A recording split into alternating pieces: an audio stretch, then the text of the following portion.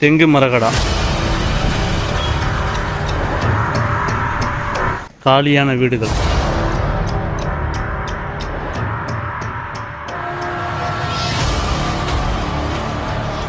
இப்போ நீங்கள் பார்த்துருக்கிற மேக்ஸிமம் வீடுகள்லாம் ஆளுகளே இருக்காது.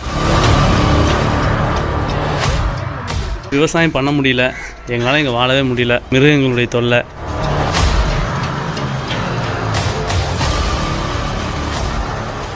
பகுதிகளில் நேற்று 11 மணிக்கு சிறுத்தை புலிகள் காலையில் நடமாடக்கூடிய ஒரு கிராமம்.